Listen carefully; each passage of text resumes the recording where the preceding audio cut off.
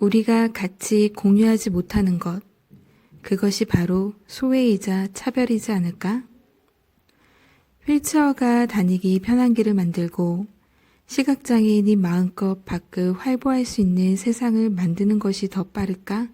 아니면 걸을 수 없는 장애인이 걸을 수 있게 되고 시각장애인이 볼 수 있게 만드는 것이 더 빠를까? 라는 생각을 해봤는데 나는 후자가 더 빠를 것 같다. 왜냐하면 기술은 빠르게 발전하고 기술이 빠르게 발전하는 만큼 차별과 혐오도 사라졌으면 좋겠지만 그 속도는 매우 더디기 때문이다.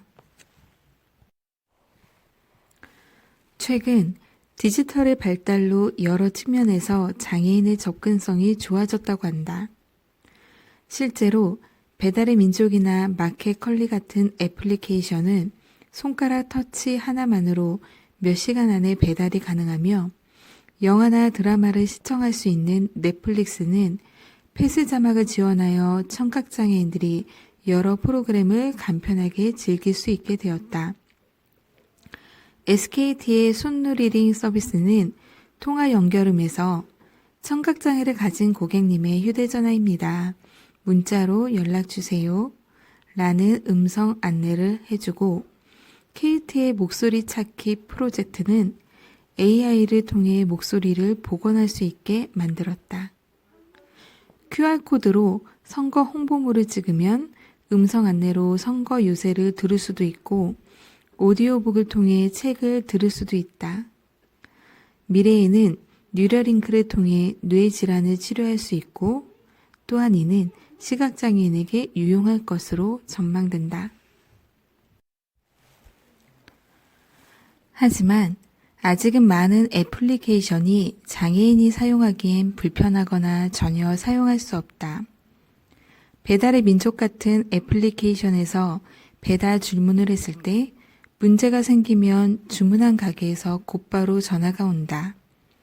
청각장애인은 전화를 받을 수 없다. 넷플릭스 이외에 왓챠플레나 기성방송은 폐쇄 자막을 지원하지 않는 경우가 더 많고 심지어 선거 개표 방송에선 3사 중 단 한 곳도 수어 통역을 지원해주지 않았다. 이렇듯 대부분의 애플리케이션과 서비스는 비장애인을 위해 만들었기 때문에 상대적으로 장애인을 위한 서비스와 접근성이 떨어진다. 장애인을 위한 서비스를 제공하는 것은 회사의 이익 증진 차원에선 마이너스 요인이 될 수 있어 꺼리는 경우가 많다. 그렇다고 손 놓고 있을 수는 없다. 이 문제는 사회적 책임으로서 서비스를 구축해야 한다. 그리고 회사뿐만 아니라 모두가 사회적 책임을 지고 사회적 약자와 더불어 살아가는 법을 배워야 한다. 나는 언젠가 장애인이 장애인으로 불리지 않는 날이 오길 바란다. 우리 모두 다른 사람인데도 얼굴과 성격이 다르다는 이유로 특정 부류로 취급하지 않기 때문이다. 만약에 사회적 인식이 우리와 같고 사람들의 손이 4개인 세계가 있다고 가정했을 때 나 혼자 그 세계로 간다면 손이 2개인 나는 손이 4개 사용할 때 편리한 시스템에 적응하기가 어렵고 불편해할 것이다.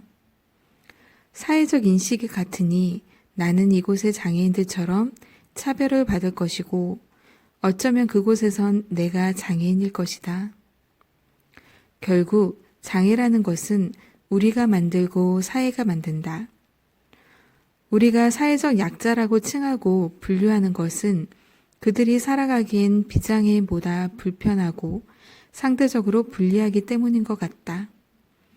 결국 장애인이라는 말이 없어지는 것은 살아가기에 불리함이 전혀 없다는 것을 의미할 것이다. 따라서 우리는 앞으로 사회적 약자 편에 서서 공감하고 이해를 하는 노력이 절대적으로 필요하다. 지금까지 진해의 장애인 복지관 청소년 인권 서포터즈 2020년도 회장 김유나가 작성한 글이었습니다.